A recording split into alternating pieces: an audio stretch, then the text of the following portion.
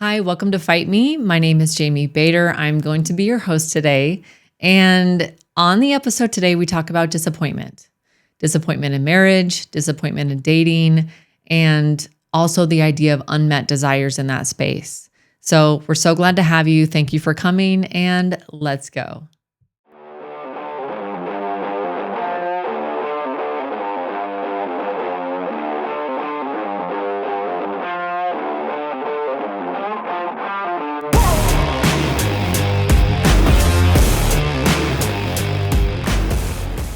Welcome to Fight Me. Welcome.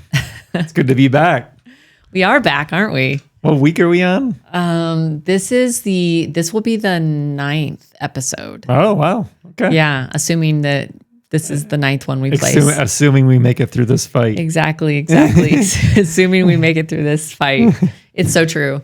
Well, I'm so glad that you're here and that we get to have another conversation around some fun things. And today, specifically, we're going to talk about disappointment in marriage. Wah. Or unmet desires, or essentially. I want to know how you're going to talk about that, because I don't think I've ever seen you disappointed in our marriage. Yes, that's exactly right. That's exactly the image you should have in your mind. Well, it's not even that, but it's more like it's not even just marriage, but it's also like unmet desires or disappointment, even in dating. Because we've been through the whole experience. Like, obviously we dated. Oh, okay. We didn't just meet and get married immediately. Yep. Even though I know you wanted to. That's right. As soon as we met. Like, put a ring right on that. Yeah. So we're going to dig into that space because it also was a request from one of our listeners. Oh, okay. And so I want to honor some of the questions that they bring in, that they're looking for some information or some just to hear, like, all right, let's fight about it a bit. Okay. Yeah. So maybe we'll end up disagreeing, and maybe we'll leave here disappointed in one another. I know. End result, we are disappointed. We will be disappointed. No. Yeah. That's not the vision of this. And so let's not call that into reality. I agree. Let's call all the positive things. Sure. I think we're going to leave here more closer, better understood. Yep. That's going to be great. Positive. Let's keep it positive. Keep it positive. Okay. So what do we have to start with? This is my question. Well, I think there's a couple of things going on in life right now that are really, really important. Number one, our son is a video gamer. Oh, yes. And we do have... Wait. What? Not just our son. Well, no, just relax. Okay. Just relax. Sorry. Go ahead. That's always a great thing to say to your spouse. If you want, what? Just relax. Oh, yeah, I know. Yeah, I really relax when he says that. It's super helpful. It's like turning the dial down on all my words. Calm down. Right. Thanks, babe. Right. Say it again. I'll definitely calm. Exactly. So, no, our son is a gamer, and we do play occasionally as a chance to connect with him, and it has turned into a bit of a vice for us. Okay. But now, especially more so, because Fortnite, which is his favorite game. Yes. Yeah, I would say is probably traditionally been his favorite game. They just did a mashup with The Simpsons. So the whole map that you like fight on has places from all over Springfield and The Simpsons, the town in which they live.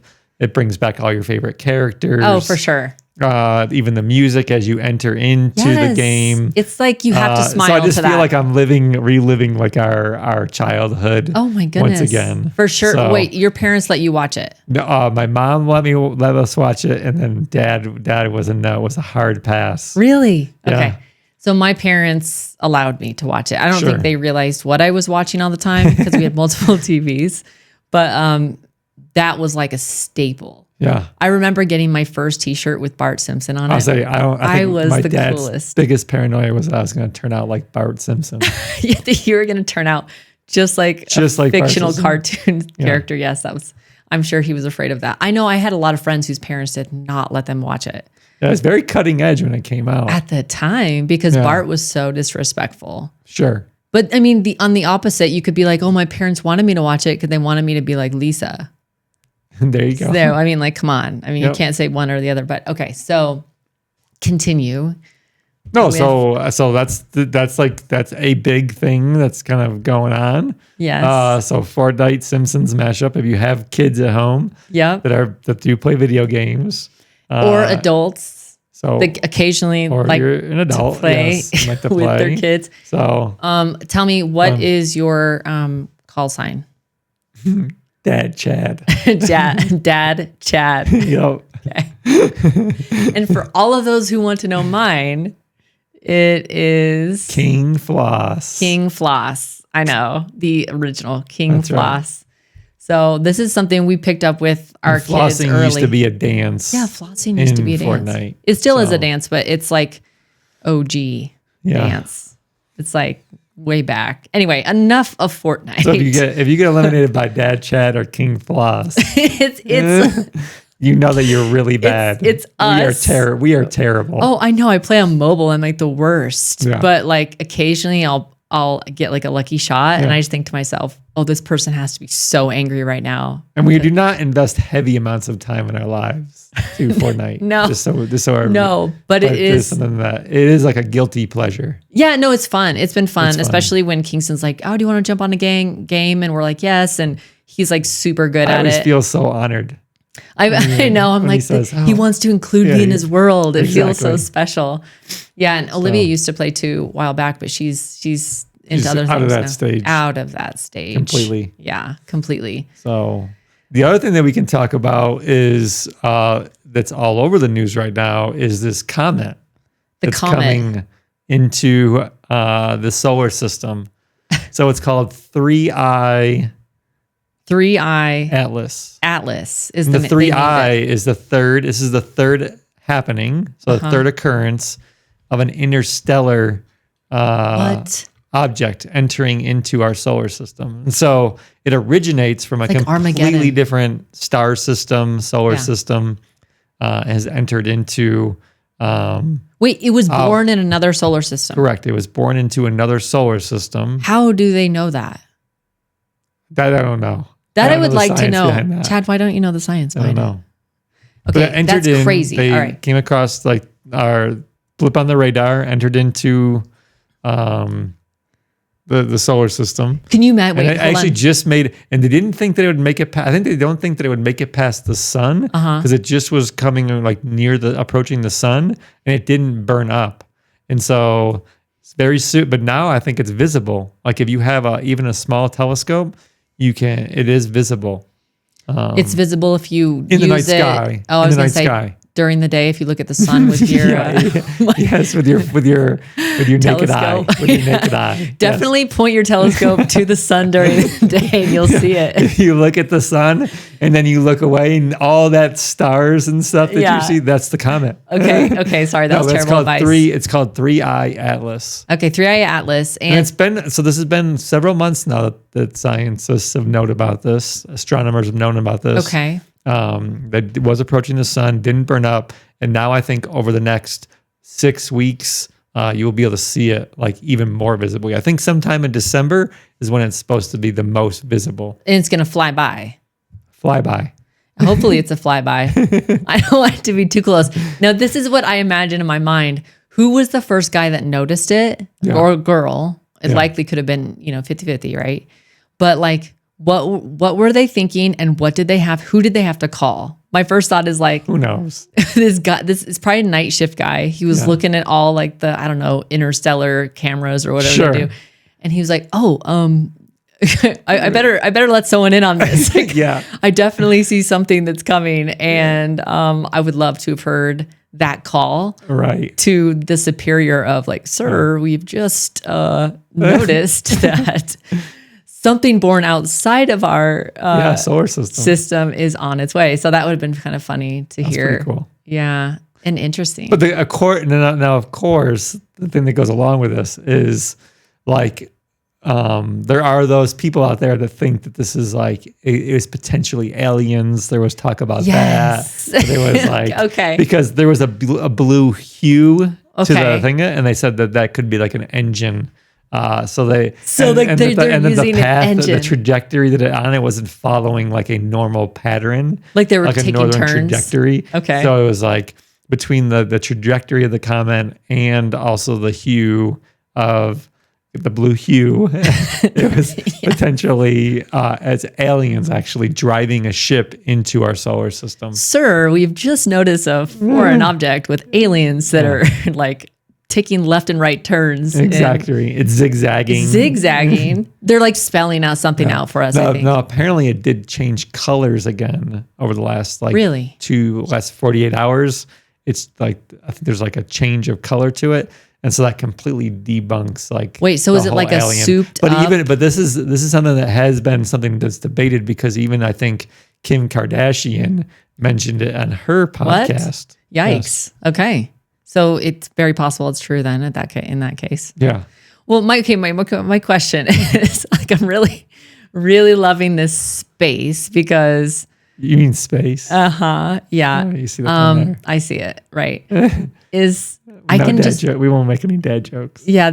I just almost gave you a full dad joke. It's like, this is news that's out of this world. Yeah, out of this world. Out of this solar system. So the crazy thing is, to me, is all these variables, and people are like, honey, it's aliens. Like, let's go. And then they're like, yep, aliens are really that surprised? No, I'm not surprised, but it's entertaining to me because I have no idea. I mean, there could be an alien up there being like, yo, I'm like flying by this planet, and they're all freaked out, and I'm showing them different moves in this rocket and even the colors, and they're still confused. Yeah. And we're like, oh my goodness, it's an alien. So I just imagine that, of course, we all get like into these spaces of like, what could it be? Like, what is it? Sure. But they haven't identified it 100%. It's not like a rock. They didn't say, oh, it's officially this or that. I don't know. It's a comet. Oh, comet. So it would be a group of rocks. Yeah, exactly. Okay. Taking left and right turns. Zigzagging. Changing colors. Changing colors. Okay. Well, I can't wait to see it when it flybys. Yeah. We'll wait and see. Maybe we can see it from our porch. Maybe. I might be able to. When did they say it was coming? I think mid-December.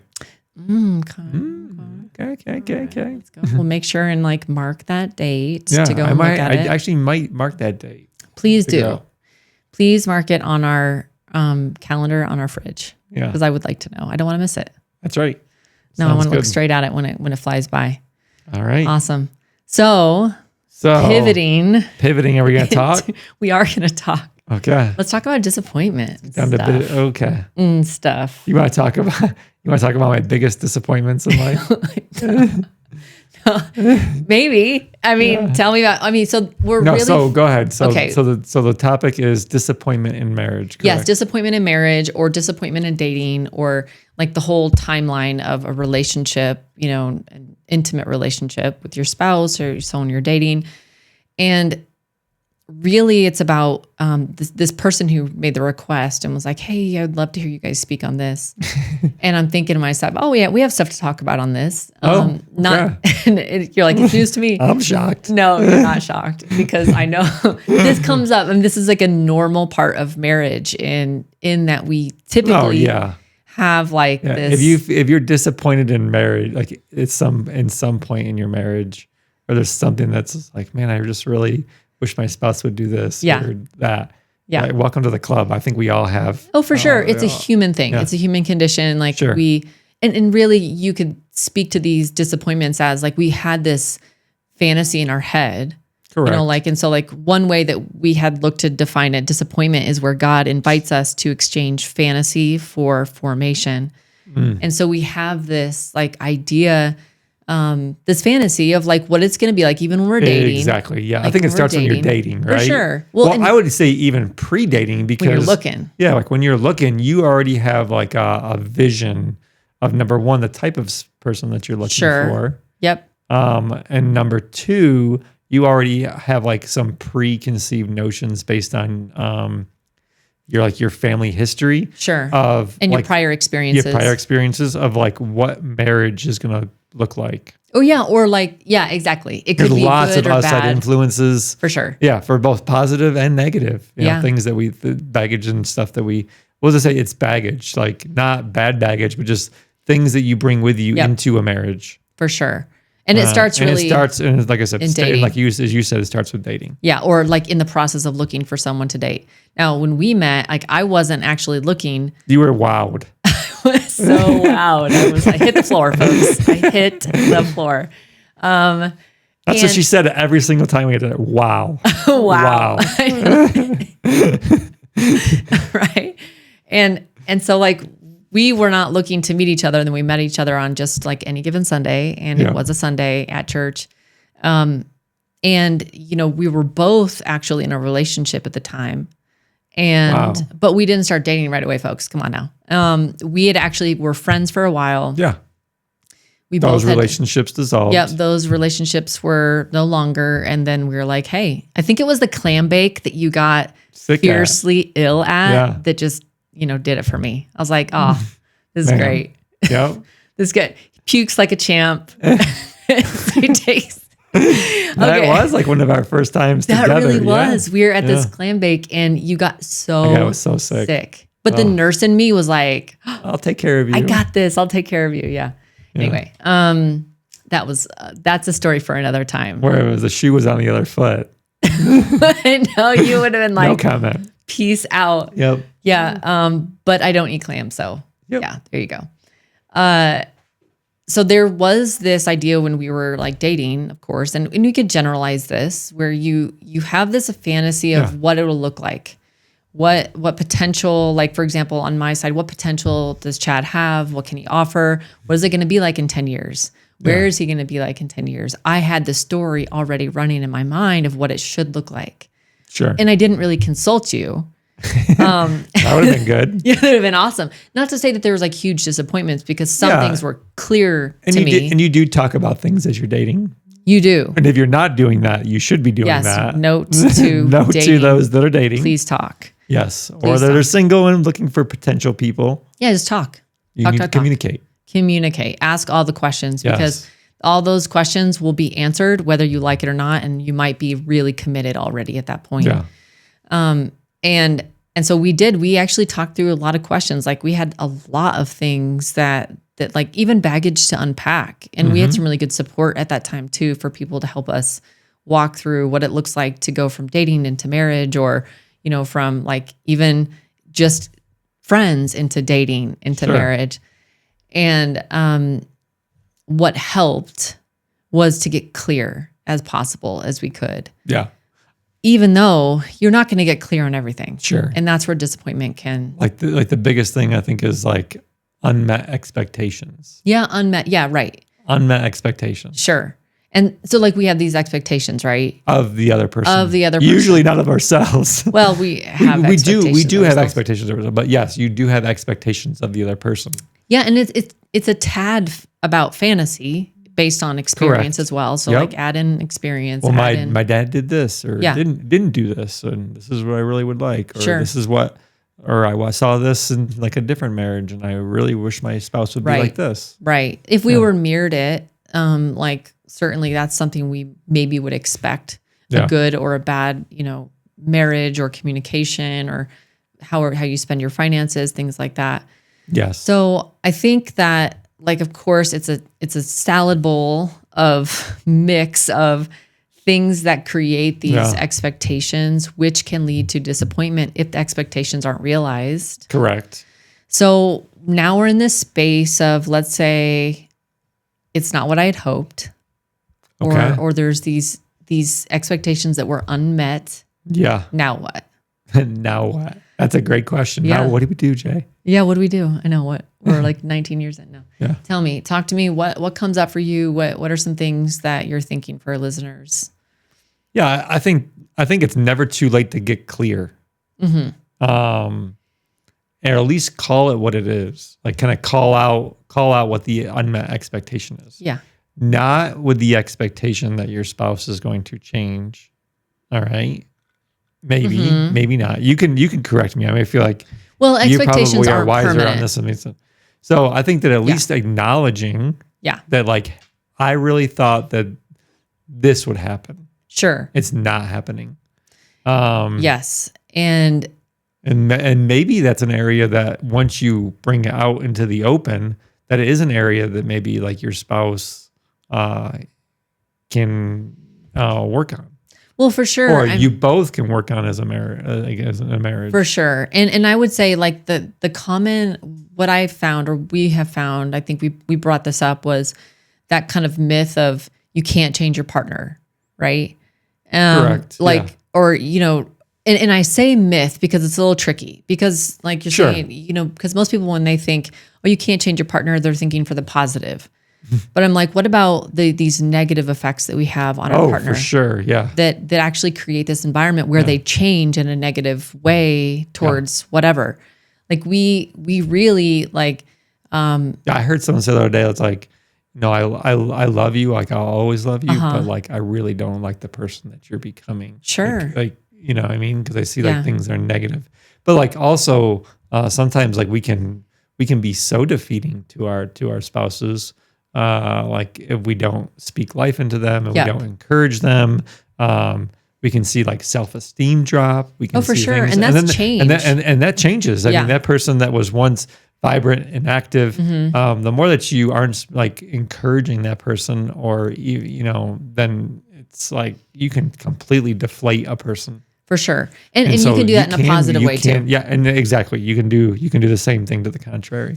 Yeah, and I think what's interesting in that space is that like you become who you are around. Yeah. Like so there is this, if I'm like constantly speaking life and truth to you and like how grateful I am and what I'm thankful for you and what you do and how you are and how you're becoming and how you're showing up, that's going to affect you in a way. Likely it won't affect you in a negative way. It's going to be like, wow, okay, like there is this person who's for me, who loves me. And so like I can play a part in creating an environment for you that allows you to change in the way that you want to, in a very positive way, right? And likewise negatively. So I know you were looking at something there. What do you want to bring up?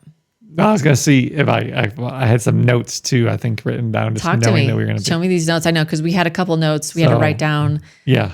Just because they would be helpful for us in this space. Sure. Not because we're not easily disappointed or haven't been disappointed, but we want to be clear on how to help. This was a great question. I thought that we got and that we could expound upon. And so just kind of thinking through, but definitely uncommunicated expectations and agreements. And agreements, yes. Yeah. So like, what are the agreements? And it's not even just the spoken agreements. Exactly. It's the unspoken ones that can really lead to disappointment. And the things that I think of that is like, well, for a good example, who has the cleaning duties and who has the cooking duties, right? And those kind of things. It's like, you could come into a marriage and think, well, that's just the wife's role, and it's like, well, that might not be. I can tell you right now, like Olivia's seen her dad. I mean, this isn't a negative thing. No, I love it. She's seen that her dad cooks most of the meals. Yep. And so when dad is the cook. And so when she goes into a marriage, if her spouse has this expectation or nonverbal agreement of you're going to be doing the cooking, she could be drastically disappointed if she thinks, oh, my future spouse, my future husband will be willing to do all the cooking. Yeah. And so it's something you have to bring up. There are some traditional roles that maybe this that sometimes people get hung up on. Yeah, for sure. I could see how that would be, like in tradition and in culture, like this is how it's been played out and how maybe it should be played out, but not and even, should. But and even thinking like who makes more money? Like, okay, like, oh, whoa. Traditionally it's the male. Traditionally it's the male, but sometimes it's the female that makes, like, for sure, the wife that makes more money. Yeah. So. And I think of it as a partnership. So one of the things, like when we're talking about coming out of disappointment, or at least walking through disappointment, if we can't see it, we can't fix it, right? If it's not revealed, then we can't work on it. And so there's this idea of, okay, let's say there is disappointment. Now what? Yeah.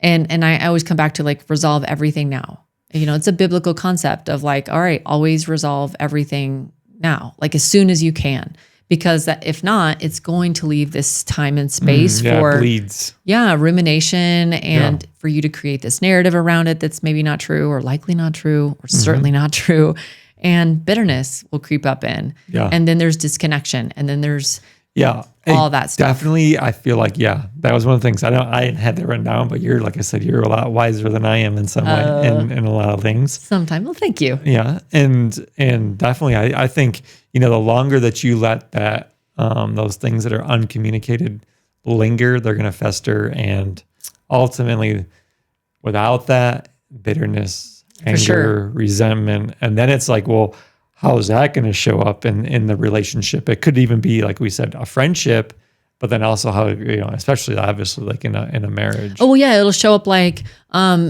distant. Oh, being distant, maybe not telling the truth, withdrawing, not being clear and communicating, the cold shoulder, eye rolling. You name it. We can behave badly. Sure. When we don't get what we want. Payback. Yeah, payback.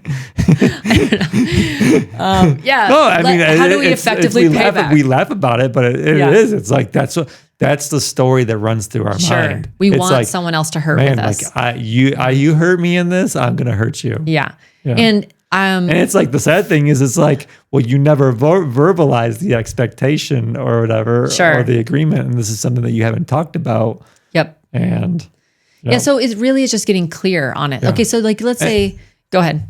No, you go ahead. I was like, let's say you're like 5-10 years into a marriage or into a relationship. Yes. And you're like, man, this person, whoever I'm with, is not where I wanted them to be. Sure. I'm disappointed. I feel stuck. I feel like I have to continue because of the years we've already put into it. Sure. I don't know how to change. I don't know how to shift it. Now what? What's something that comes to your mind in that space? Like, what are some action steps that our listeners could be like, oh, okay, I feel that. Now what should I do? I'm waiting for you. Okay.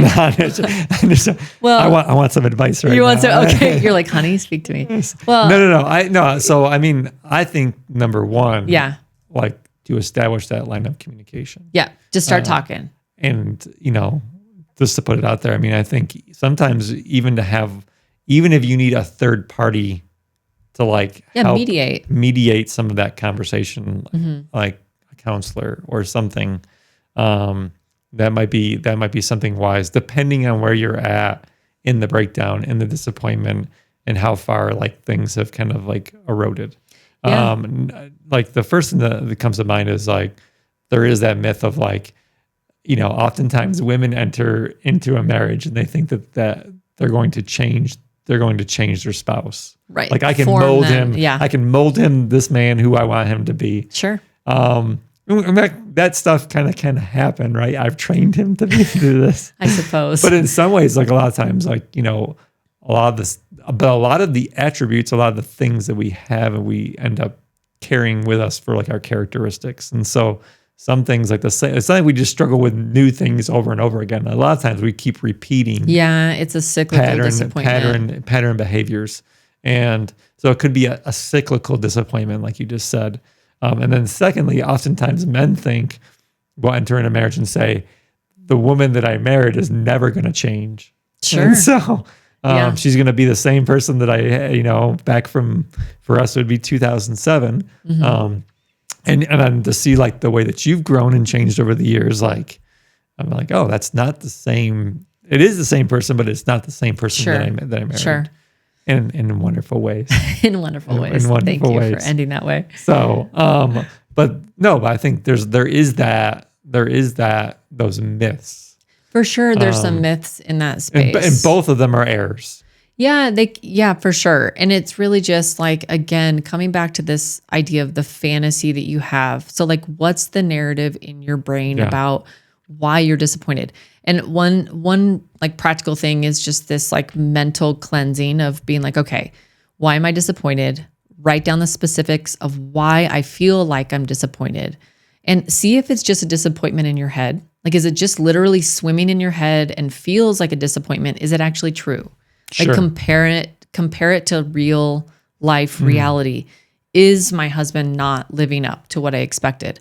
Or what did I expect? And also like, who is this man? What's the gap? Like, what was it that I had to like create like this fantasy idea of him when I already knew him? Like, was it a lack of communication? Was it like a lack of understanding? Did he actually change? Like, was there some stuff in his life that changed him? And so he's not the person you thought. I mean, like, real life things happen. People get into drugs. People have affairs. People like go through major trauma. And so like there's things that happen. We're not talking about like benign disappointments. Yeah. I mean, for sure. Like maybe someone has just shifted completely. There's mental health disorders. Yeah. All these things can happen in a marriage. And so navigating those disappointments of like, okay, what's current reality? What was the fantasy I had? What was the gap? Why did I even create this fantasy? Like, what was it that I was so drawn to it? And now that you kind of have this thing mapped out a little bit, then open it up for conversation with your husband or with your partner, like whoever you're with, a chance to explore like, hey, this is the impact I've had, or like the impact, this is how you're showing up. And so this is the impact I'm having. Sure. And, you know, own that, like, hey, these are the feelings that I have, and bring it to your partner and be like, let's just talk about it in a neutral space. You know, like, let's see where we can go. Let's see why I had these expectations. Let's see why I was even thinking there was some standard of measuring up to it, or whatever that looked like. Yeah. I don't know if I'm landing in like real life or I'm just up in theory, but the point is to get really clear and to communicate. Yeah, I think definitely defining. I mean, also getting your mom to sit in the room and have the conversation. Yeah, with that's your spouse super is helpful. really helpful. Yeah, that would be fun. That would be fun. And just tell all the reasons why your spouse is wrong. Yeah. So, Well, yeah. That's being very, very sarcastic. But No, I'm just. fine. But no, I think, you know, number one, getting clear. Number two, obviously, in doing that and communicating that. And then the other thing that I think is, you know, just the fact of like the commitment that you've made to one another and understanding that it isn't always going to be a smooth road. Sure. I know like in our 17 years, we've hit plenty of rocky roads and have to put it in four-wheel drive and kind of run over some rough patches, right? Yep. Yeah.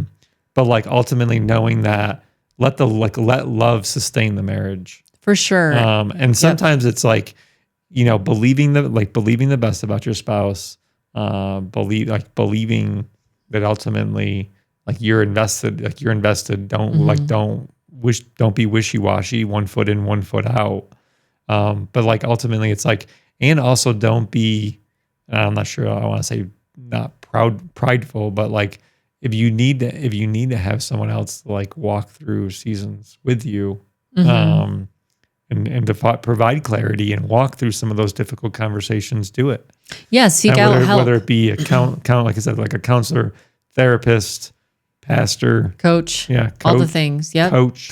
I work a lot with that with my clients in that space. Disappointment in all the areas in life, not just marriage and relationships. Yeah, I think people would be surprised, like when I think, you know, oftentimes, like, because like for those people that are in those in those relationships and experiencing disappointment, like how much that affects everything on the outside. Oh yeah, like we leak. And it's like all of our emotions. Like as a coach, it's like like we want to do better in your business, but it's really like let's first address and talk through some of like this relationship stuff that you've got going on, because you're bringing that into that space. Well, and you actually as much as you want to think that you're compartmentalizing it.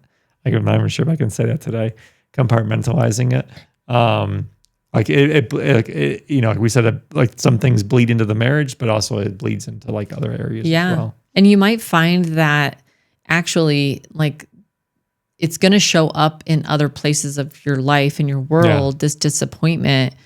And it's coming to, you know, understand where is the real pain? Like, where is it?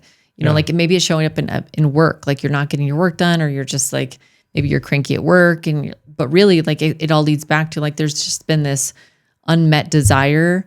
Like we're not getting the need, like the things that we want and we need at home. Yeah. And so that's going to spill out into work. It's going to spill out into other relationships.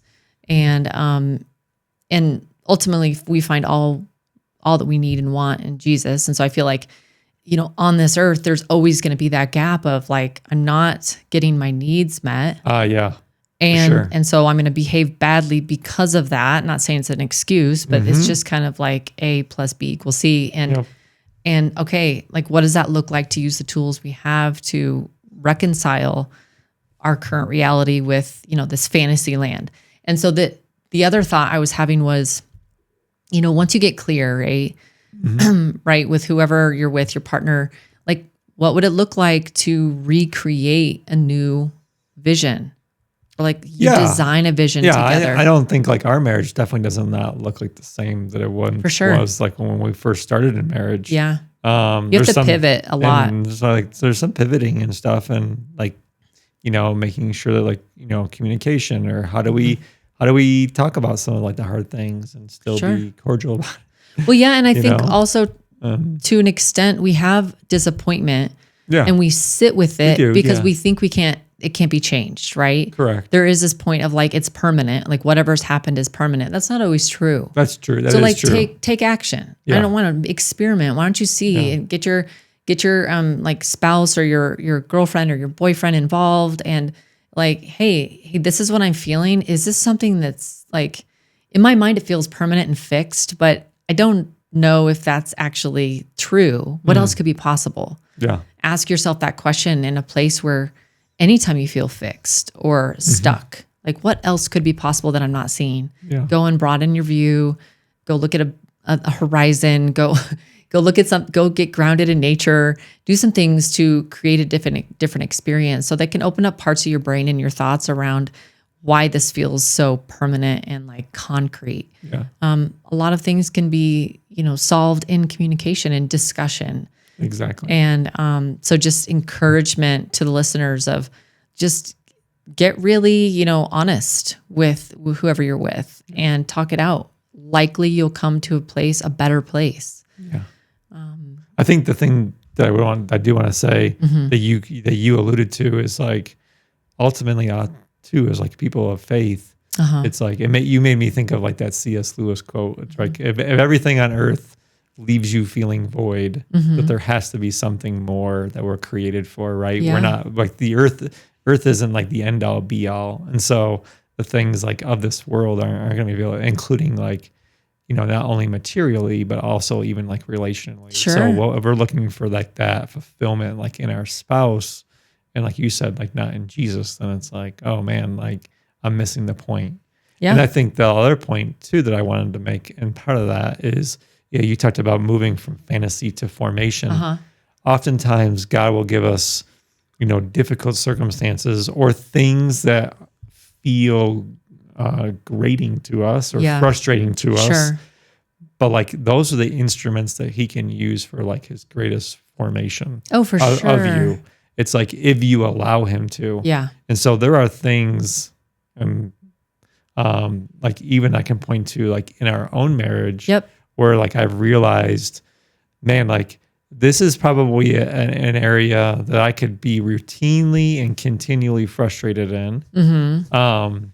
But like, I think I know where you're going. You don't have to say it specific. No, but there are areas and vice versa. I know that there are things that frustrate you about me, right?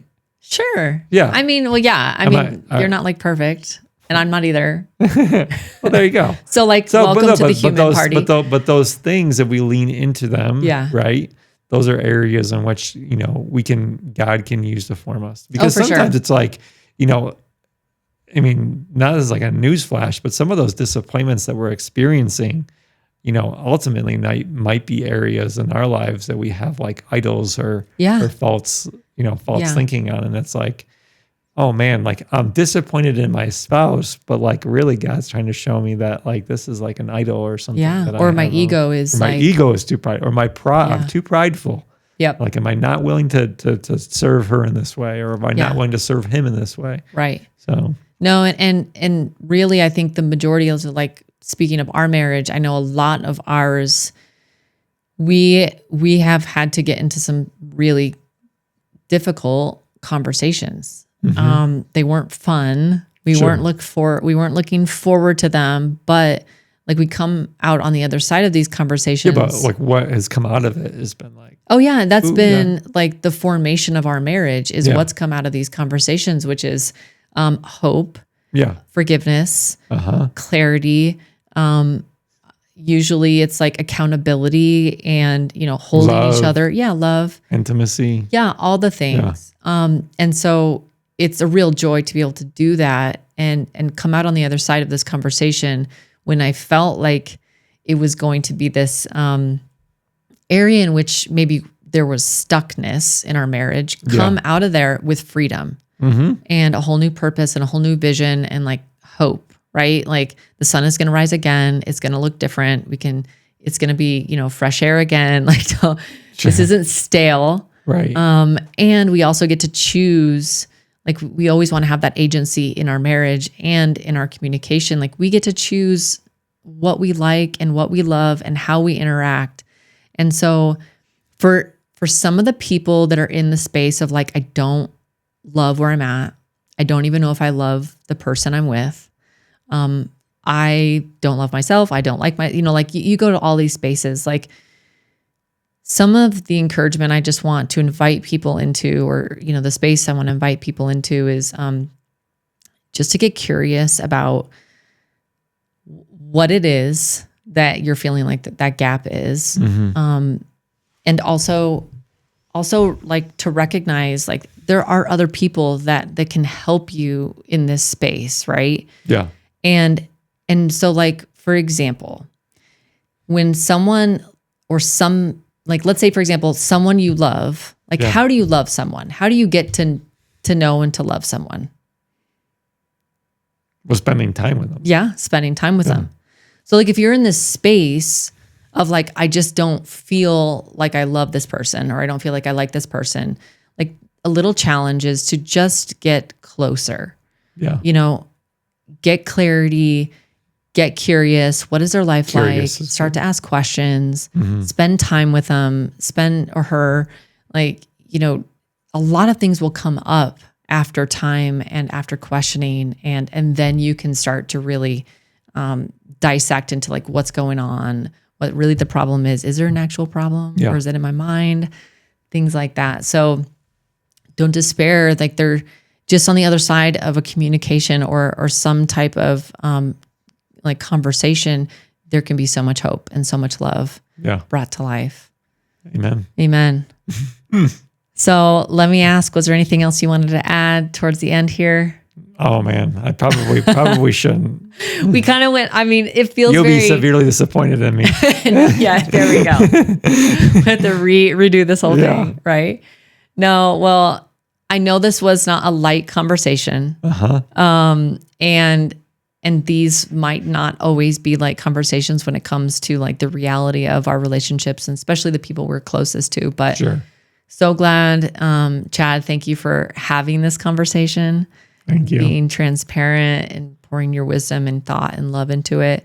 And for our listeners, thank you so much for listening and for making it to the end of the podcast as we had our soapboxes a little bit.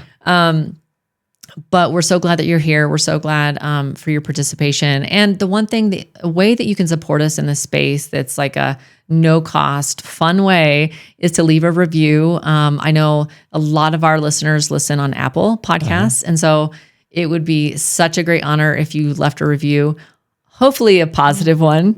You're like, please no 1 stars. No, actually, leave an honest and authentic review. So whatever that looks like for you. We're so glad. Also, like there's like topic that you would like us to discuss. Yeah, for sure. Yeah. We love Send that. us a message. Yeah. Yeah. We get a lot of interaction with our listeners and we love to hear what you want to hear.